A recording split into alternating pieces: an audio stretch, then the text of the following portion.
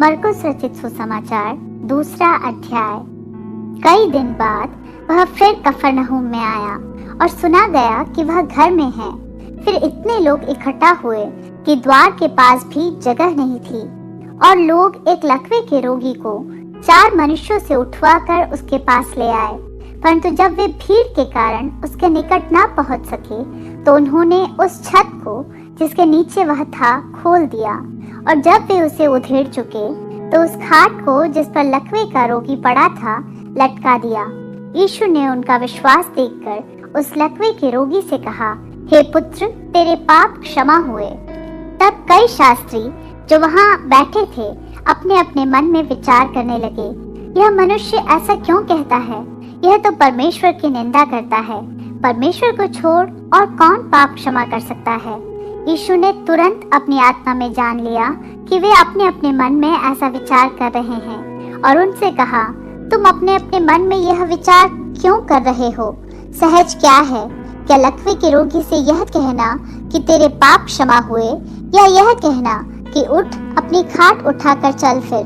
परंतु जिससे तुम जान लो कि मनुष्य के पुत्र को पृथ्वी पर पाप क्षमा करने का भी अधिकार है, उसने उस लकवे के रोगी से कहा, मैं तुझसे कहता हूँ, उठ, अपनी खाट उठाकर अपने घर चला जा।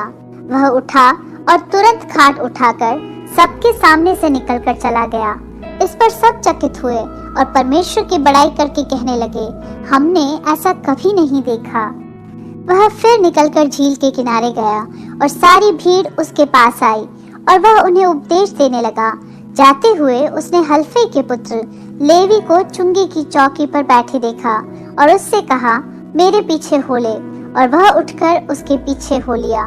जब वह उसके घर में भोजन करने बैठा, तब बहुत से चुंगी लेने वाले और पापी यीशु और उसके चेलों के साथ भोजन करने बैठे, क्योंकि वे बहुत से थे और उसके पीछे हो लिए थे। शास्त्रियों और फरीसियों ने यह देखकर कि वह तो पापियों और चुंगी लेने वालों के साथ भोजन कर रहा है, उसके चेलों से कहा, वह तो चुंगी लेने वालों और पापियों के साथ खाता पीता है।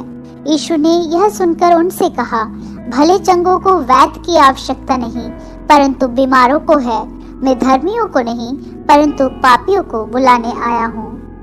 यूहन्ना के चेले और फरीसी उपवास करते थे, अतः उन्होंने आकर उससे यह कहा, यूहन्ना के चेले और फरीसियों के चेले क्यों उपवास रखते हैं, परंतु तेरे चेले उपवास नहीं रखते? यीशु ने उनसे कहा, जब तक दूल्हा बारातियों के साथ रहता है, क्या वे उपवास कर सकते हैं? अतः जब तक दूल्हा उनके साथ है, तब तक वे उपवास नहीं कर सकते। परंतु वे दिन आएंगे जब दूल्हा उनसे अलग किया जाएगा, उस समय वे उपवास करेंगे। कोरे कपड़े का पैबंद पुराने वस्त्र पर कोई नहीं लगाता, नहीं तो वह पैबंद उसमें से कुछ खींच लेगा, अर्थात नया पुराने से, और वह पहले से अधिक फट जाएगा। नए दाखरस को पुरानी मशकों में कोई नहीं रखता, नहीं तो दाखरस मशकों को फाड़ देगा, और दाखरस और मशकें दोनों नष्ट हो जाएंगी, परंतु नया दाखरस नई मशकों में भरा जाता है।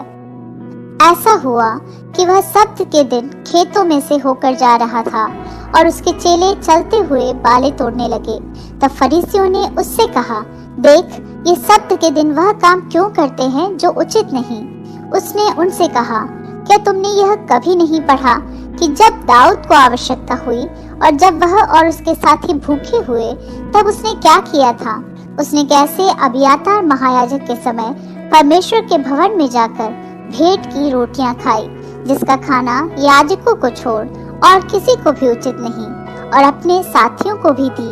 तब उसने उनसे कहा, सब्त का दिन मनुष्य के लिए बनाया गया है, न कि मनुष्य सब्त के दिन के लिए। इसलिए मनुष्य का पुत्र सब्त के दिन का भी स्वामी है।